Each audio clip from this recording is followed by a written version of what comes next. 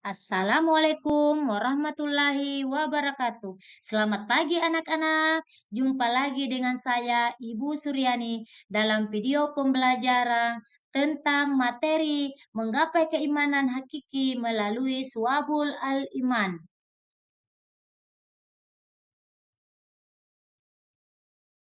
Dalam menggapai keimanan hakim sobul al-iman, ada tiga bagian yang perlu kita perhatikan, yaitu yang pertama adalah rukun iman.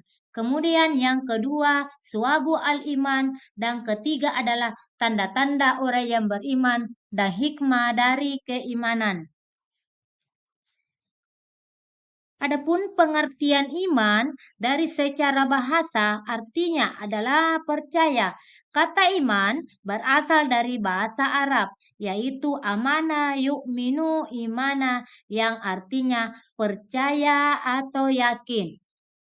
Iman secara istilah adalah keyakinan yang dibenarkan oleh hati, diikrarkan oleh lisan, dan dibuktikan dengan perbuatan. Bagian dari su'abu al-iman yang pertama adalah rukun iman. Perlu kita pahami, apa itu rukun iman? Rukun iman adalah 6 hal yang harus diyakini oleh setiap muslim. Yang pertama, ada 6 rukun iman yang wajib kita ketahui sebagai seorang muslim, di mana yang pertama adalah iman kepada Allah Subhanahu wa taala. Menurut Syekh Muhammad bin Ibrahim Abdullah At-Tawaijiri, untuk mengimani Allah Subhanahu wa taala dapat terwujud dalam 4 hal, yaitu mengimani keberadaan Allah Subhanahu wa taala dan mengimani asma atau nama-nama dan sifat-sifat Allah Subhanahu wa taala. Kemudian yang kedua, rukun iman yang kedua adalah iman kepada malaikat-malaikat Allah Subhanahu wa taala. Anakku sekalian, perlu kita pahami apa itu iman kepada malaikat.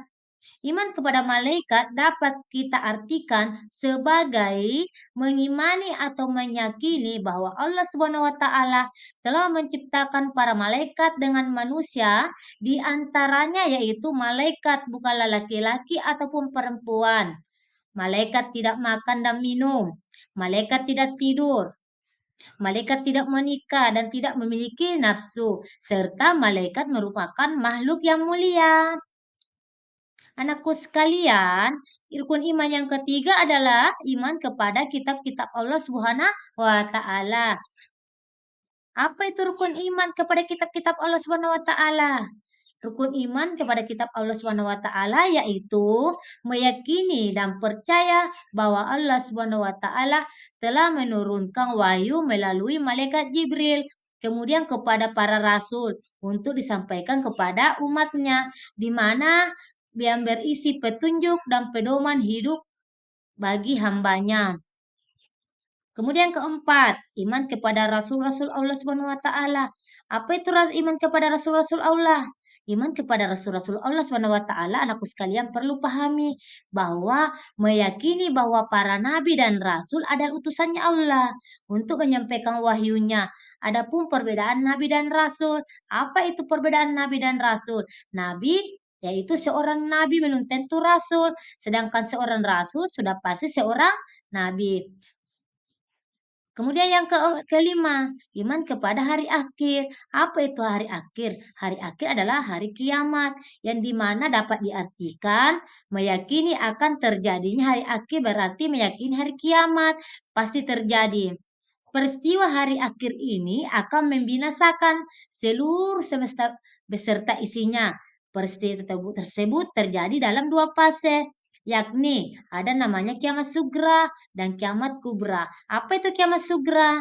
Kiamat sugra yaitu kiamat kecil dan kiamat kubra adalah kiamat yang besar. Kemudian terakhir, rukun iman yang terakhir adalah iman kepada qada dan qadar Allah Subhanahu wa taala. Anakku sekalian, ada tidak yang tahu? Ada yang tahu yang bisa memberikan penjelasan apa itu qada? Kalau tidak ada yang tahu, ibu akan memberikan penjelasan. Qada artinya sesuatu yang telah ditetapkan oleh Allah Subhanahu wa taala pada makhluknya, baik berupa penciptaan, peniadaan maupun perubahan terhadap sesuatu. Sedangkan qadar artinya sesuatu yang telah ditentukan oleh Allah Subhanahu wa taala sejak zaman asali. Sebagai seorang mukmin, kita harus meyakini bahwa semua hal di dunia ini terjadi atas izin Allah Subhanahu wa taala dan harus menerima dengan lapang dada semua ketentuan-ketentuan Allah Subhanahu wa taala, baik takdir baik maupun takdir buruk. Kemudian bagian yang kedua, su'abul yang bagian kedua adalah su'abul al-iman. Apa itu su'abul al-iman? Su'abul al-iman tersusun dari dua kata yang berasal dari bahasa Arab, di mana kata su'ab al-iman menurut bentuk jamak dari kata syu'batun yang artinya adalah potongan, cabang atau bagian. Su'ab al-iman adalah cabang-cabang iman, di mana cabang iman ini sebanyak 77. Setiap cabang tersebut berupa amal perbuatan yang harus dikerjakan oleh setiap orang yang beriman. Kemudian, ada pun macam-macam su'abul al-iman. Yaitu ada 3. Yang pertama adalah su'abu al-iman yang berkaitan dengan hati. Kemudian yang kedua, su'abul al-iman yang berkaitan dengan lisan. Lisan itu sama dengan ucapan. Kemudian yang ketiga adalah su'abu al-iman yang berkaitan dengan anggota badan atau biasa disebut dengan amal perbuatan. Kemudian, anakku sekalian, perlu kita pahami bahwa tanda-tanda orang yang beriman ada beberapa poin. Di mana tanda-tanda orang yang beriman, anakku sekalian, yang perlu kita pahami yang pertama, ketika mendengar nama Allah Subhanahu wa taala, maka hatinya akan bergetar. Kemudian yang kedua, bertambah imannya saat dibacakan Al-Qur'an. Kemudian yang ketiga adalah bertawakal kepada Allah Subhanahu wa taala setelah berusaha maksimal, dan berikutnya adalah melaksanakan sholat, dan terakhir adalah gemar berimpak atau bersedekah di jalannya Allah Subhanahu wa taala. Baiklah anakku sekalian, sekarang kita masuk di permasalahan iman dan cara memperbaikinya. Bagaimana cara permasalahan iman dan cara memperbaikinya? Yang pertama, permasalahan iman yang pertama adalah terkotori oleh maksiat. Kemudian kedua, berlebih-lebihan dalam hal yang mubah. Ketiga adalah tidak sadar akan nikmat Allah Subhanahu wa taala. Kemudian keempat, lalai terhadap kebutuhan amal ibadah. Kemudian berikutnya bergaul dengan teman yang buruk dan mengira amalnya sudah cukup. Kemudian, adapun tadi permasalahan, sekarang kita masuk hikmah dan manfaat iman dalam kehidupan. Apa hikmah dan manfaat iman dalam kehidupan? Anakku sekalian, perlu kita pahami. Yang pertama adalah tentunya menyelamatkan manusia. Yang kedua adalah melenyapkan kepercayaan kepada kekuasaan benda. Yang ketiga adalah menjalani pedoman hidup. Yang keempat adalah mengingatkan pada kematian. Yang kelima adalah memenangkan hati. Dan terakhir adalah menumbuhkan perilaku terpuji. Apa itu perilaku terpuji? Anakku sekalian perlu pahami.